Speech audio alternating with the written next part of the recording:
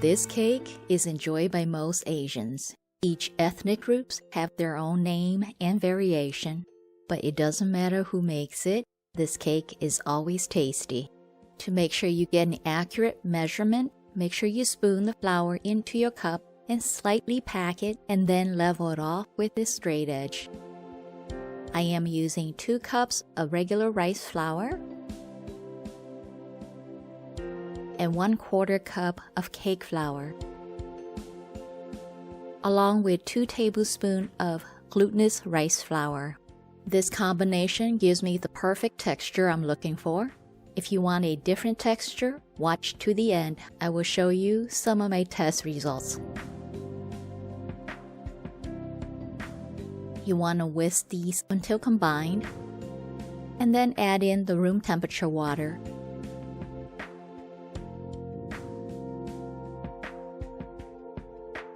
And whisk until it's smooth, about 2 minutes or so. And if you're using food coloring, go ahead and add it now. And by the way, the full recipe and instruction are in the description box right below this video. Make sure you expand that because I do include additional tips in there as well. Set this aside and let's make the rice slurry. You can make this slurry on a stovetop over medium flame. Make sure to stir continuously so that it doesn't stick to the bottom, and also to prevent clumping. The minute it starts to thicken up, go ahead and unplug your rice cooker or remove it from heat. Now add this slurry into your batter and mix until smooth for about another minute. If you're new to baking in your rice cooker, make sure you watch to the end. I do have some great tips on how to bake in your rice cooker, okay? And this is the time to add your baking powder and your instant dry yeast. Just whisk it until combined. Now it's a good time to taste your batter. If you want it sweeter, add more sugar. Cover it tightly. And we need to proof this for 90 minutes. I am proofing mine outside on the porch because it's a lot warmer out there.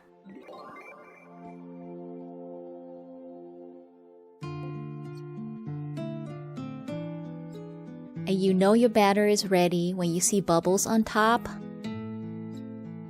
like this. Go ahead and mix this and remove most of the bubbles. I will be steaming some of this batter because it is a steam cake after all. Go ahead and oil your mold in your rice cooker.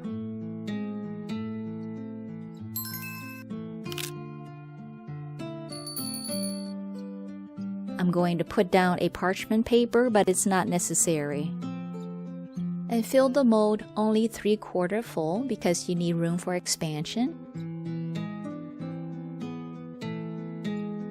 And then pour the rest into your rice cooker.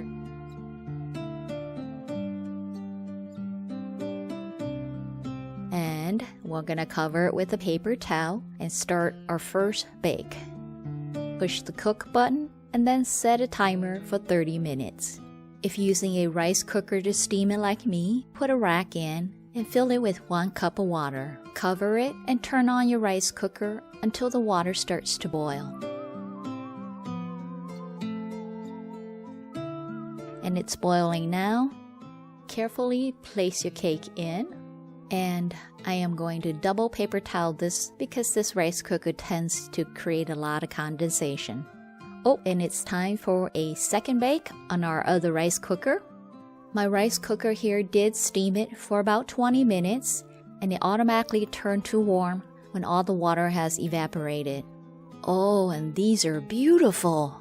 Don't you think so? Comment below, what do you think? And the tester is clean with just a few clumps.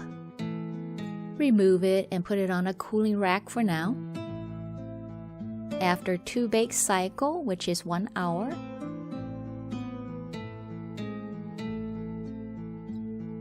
and looks like my tester is still a bit wet. What do you think? I think I'm gonna do 1 more bake cycle. And 1 bake cycle is 5 to 10 minutes, in cook status and 20 to 25 minutes in warm status. And this is after the third bake cycle, which is 90 minutes. And the sides are springy, but the center is a bit firm. The tester is a little bit cleaner, but there's no clump. I'm gonna say we're done. Remove it and let it sit for about 5 to 10 minutes, and then flip it onto a cooling rack. And if you did make any of my recipe, I would love to see them. You can connect with me through any of these social media. The links are at the bottom of the description box below, or in my profile in the About section, right at the bottom as well.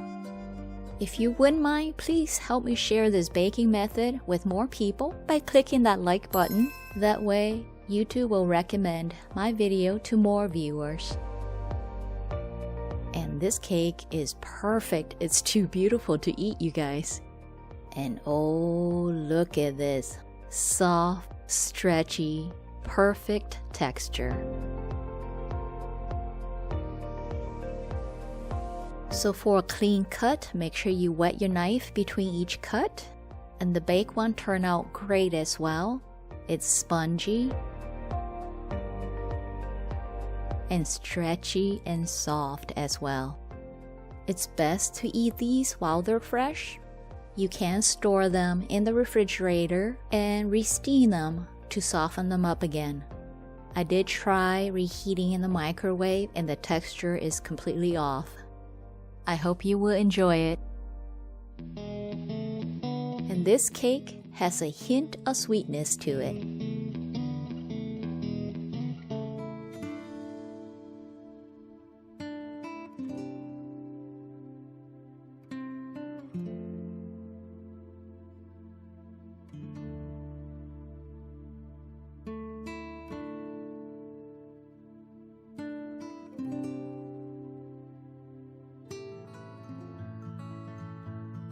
This was a plain vanilla cake with cake flour. It's firm and hard. I didn't like it too much. And this one, I did not add as much rice flour, so it's super sticky and stretchy. I kind of like this. And this one was with more rice flour, no cake flour, and it's perfect, but it was just a bit too sticky and was not the texture I was looking for. And if you're brand new to my channel, welcome. I am Pang. I upload new recipes every Saturday, so make sure you hit the subscribe button and that notification bell. That way you don't miss any new recipes.